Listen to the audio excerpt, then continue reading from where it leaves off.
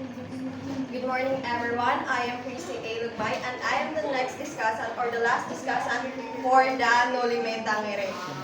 The title of my chapter that I will discuss is The Dinner. Diba, yung first chapter is yung gathering, then the second chapter is titled Crisostomo Ibarra, and then the last chapter of the sa introduction ng Nolime ay yung The Dinner. Yung mga character dito ay si first, Crisostomo Ibarra, second, Friar Sibayla, third, Friar Damaso, fourth, Kapitan Tiago, then Dr. Dispadania, Doña Victorina, and Lieutenant Ibarra. So, yung pupunta na tayo sa The Dinner, di ba? Yung sa chapter 2 ay in-invite ni, sino yun? Si Miss Nicole. Sino yung nag-invite kay? Si Kapitan Tiago. In-invite niya si Crisostomo Ibarra sa dinner or sa, nag-invite sa'yo. Yeah. Si Juan Bayan.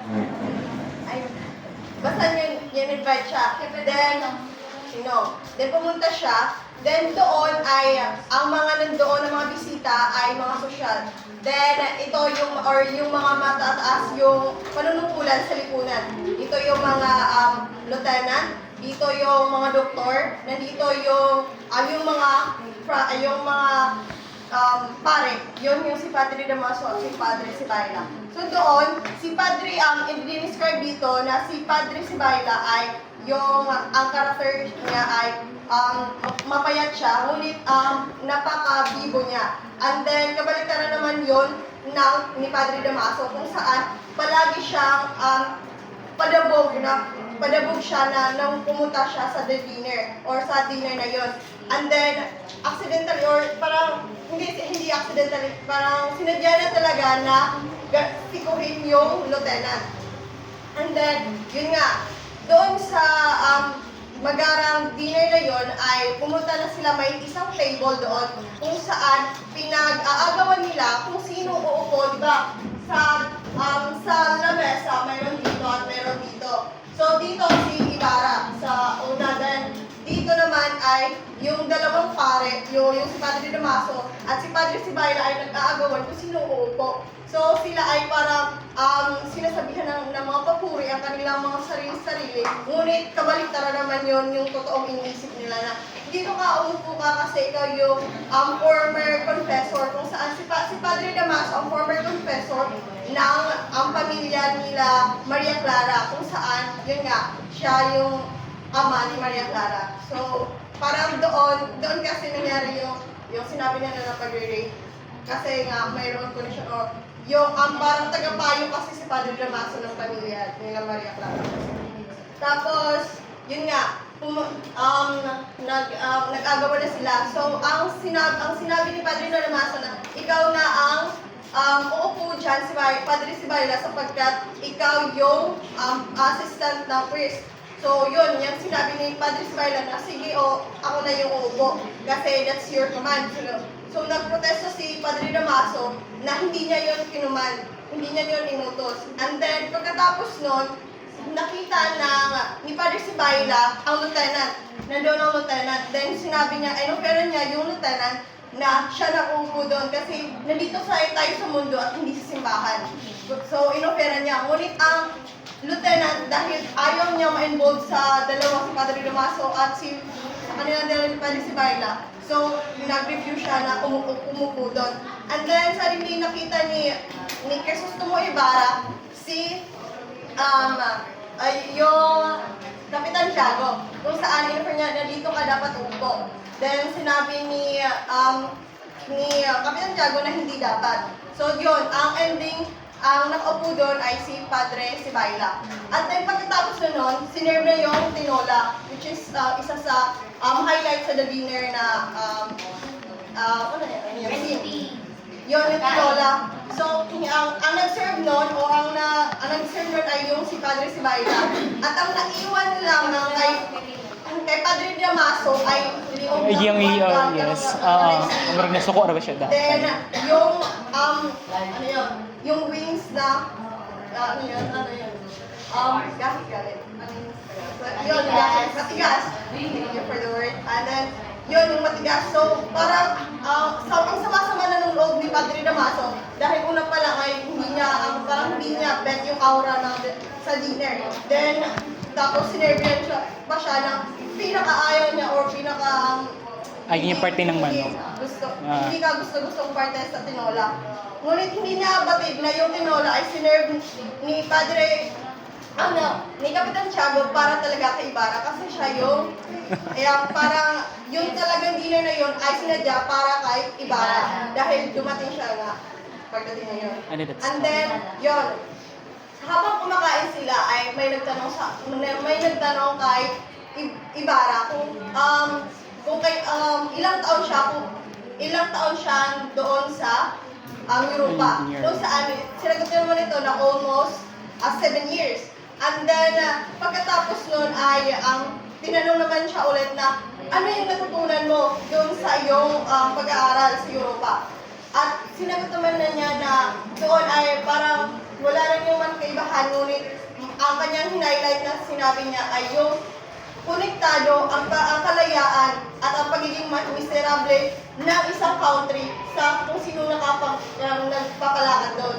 So yun yung sagot niya. And then, ginatungan naman ni Padre Damaso na sinabi niya na yun yung natutunan mo na maaari namang matutuan na parang kaya namang sabihin ng mga elementary o yung dito nag-aaral sa high school. So, sinabi niya na kung kapag yun lang yung natutunan doon, parang worthless yung pinag-aral sa'yo ng yung magulang. So, nainsulto doon si Ibarra.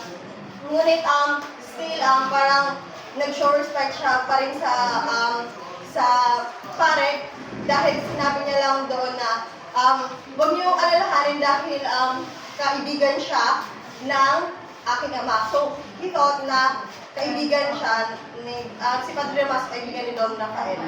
And then, isa sa naging con ko doon na nalimutan, dahil sa almost 7 years na doon sa Europe, ay sinabi niya, nakalimutan mo na yung Pilipinas.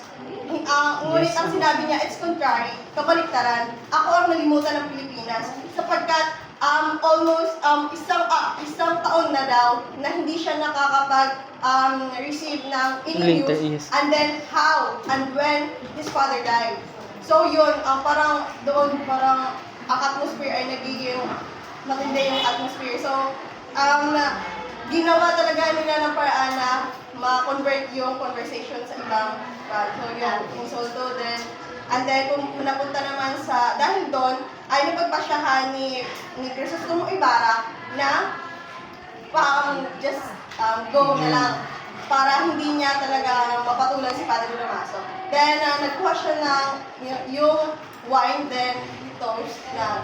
Ngunit pinigilan siya ni Kapitan Tiago dahil paparating si Maria Clara. At then, yung pare na sa Si Padre, yes. Ngunit, sabi naman ni Crisostomo Ibarra na marami pa siyang gagawin, babalik na lang siya bukas.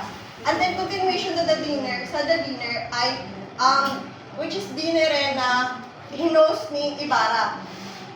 Pumunta na siya, ang scenario dito ay pumunta na si Ibarra sa,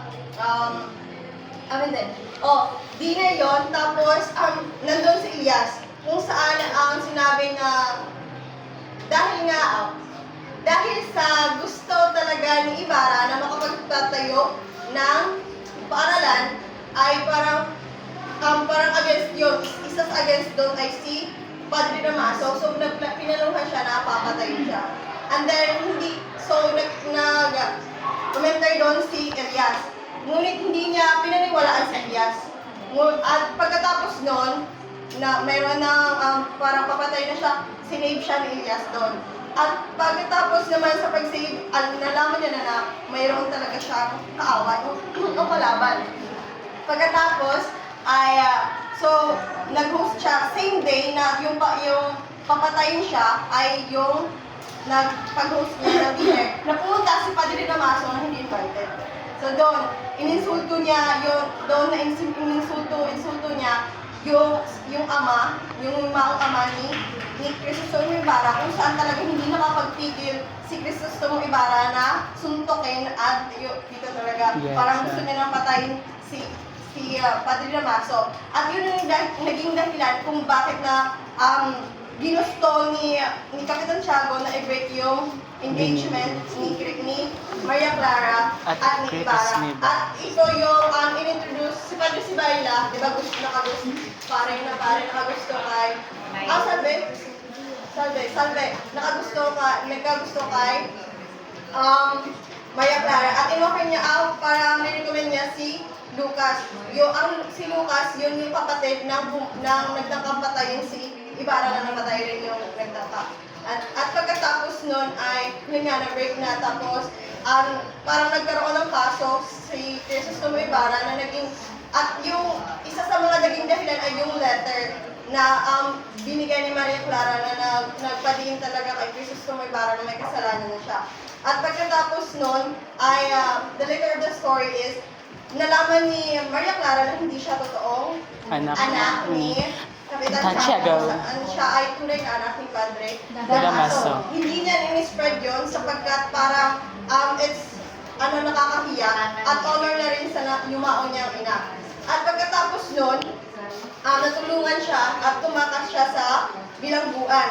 At nang nakatakas siya ay nakapag-meet siya kay Maria Clara kung saan nag-usap sila and then Maria Clara ay pinalam niya talaga kung gaano niya kamahal si Crisostomo Ibarra.